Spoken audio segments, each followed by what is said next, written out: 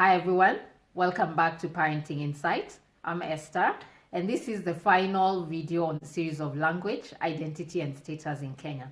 So today we're going to explore how languages bring about an aspect of status, as well as give a summary on the takeout points concerning these videos on language, identity, and status. So I'm going to focus a little bit more on Kenya because I am Kenyan, and I guess that would be the situation which I am more familiar with.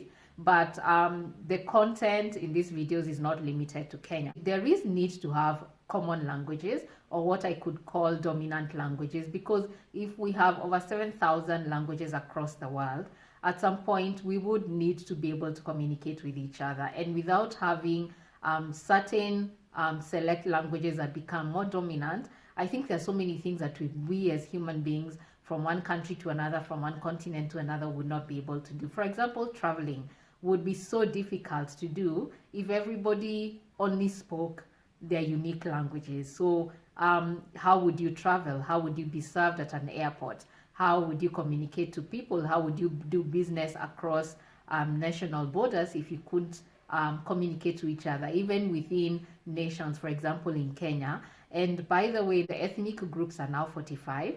Sorry, I know in the last video I had mentioned that they're 42. 3 more have been integrated to make 45. So the Indian community in Kenya, I know, were formally recognized as one of the ethnic groups in Kenya.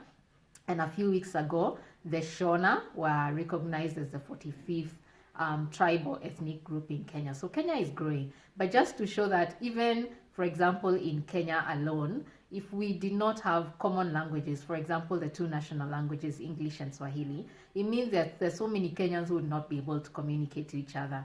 And as I've mentioned, in a global scale, we wouldn't be able to do business together, we wouldn't be able to travel, and so that would constrict our ability to interact. So there is value in having dominant languages. I think the moral of these videos is not to say that there's a good and a bad, it's just to say that we can appreciate value without demeaning other languages or without looking at them as inferior, and just be able to embrace that there is a time and a place to use the languages. So for example, if you leave the Kenyan borders, you may not find somebody else who speaks maybe your ethnic language, but that does not make it inferior just because it's not used at a global scale.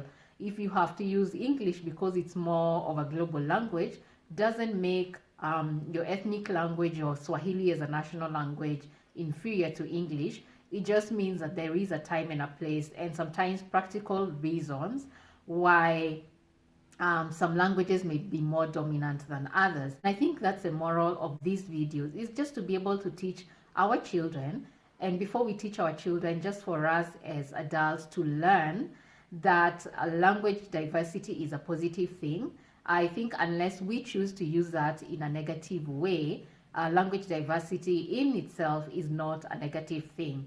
There is beauty in diversity, and so just being able to embrace that and appreciate that and celebrate the differences and be able to understand the way the mind interacts with languages and why sometimes we sound different and all that, which I think we have mentioned in previous videos. So once we understand that, I think we pass on that positivity to children so that children can also interact with each other with that in mind, and with the mentality of celebrating differences and with the mentality of embracing differences and interacting with each other without expecting to get rid of parts of ourselves just so that we can fit in. So children don't have to have the same accents just to fit in. They can have different accents and still be able to interact with each other in respectful ways and be able to understand that they may not sound alike. No particular lifestyle or language needs to be superior to another. Language dominance is a reality. English is a more dominant language, for example, at a global scale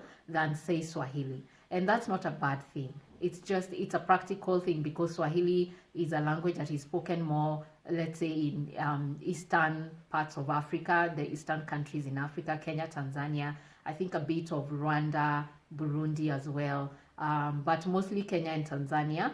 And that's not to mean that it's an inferior language. It just means, as I've mentioned, that sometimes you cannot have over 7,000 dominant languages. I think the world will become a chaotic world. There is a certain level of necessity where having common languages brings people together, makes functioning easier. It is a reality that at a global scale, just being able to speak English may open more doors than just being able to speak Swahili or just being able to speak an ethnic language. And so in that way, we can say that some languages can be referred to as language currency, where, for example, if you're Kenyan, on your CV, it may not add much value for you to indicate the ethnic language that you speak, but it can add value and open, for example, learning and job opportunities for you if you speak English. Okay, so it's not in of itself a bad thing. It just, again, is because at some point there has to be a certain level of uniformity at a global level and maybe even at a national level. And really, we live in a global village. At some point, people need to communicate to each other across countries, across continents, and having either 1, 2, or 3 common languages, I think, would make that easier.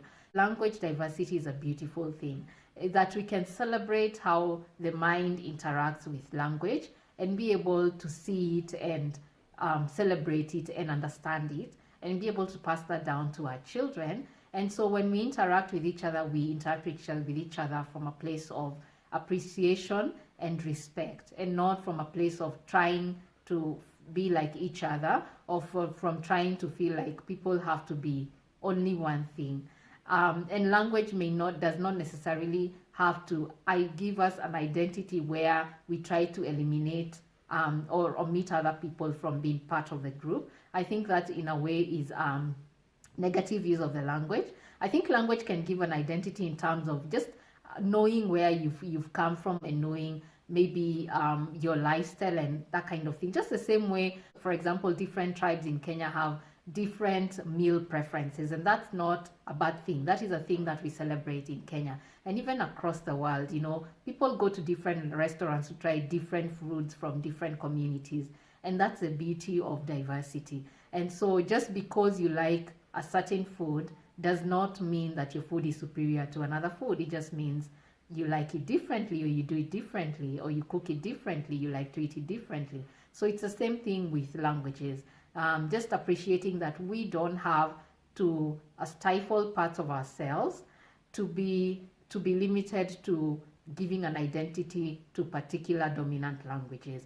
It's okay to still be a globally integrated person and still be able to speak your national language and still be able to speak your ethnic language, and not have to stifle any of those, and still be able to use wisdom in knowing when and where to integrate these languages.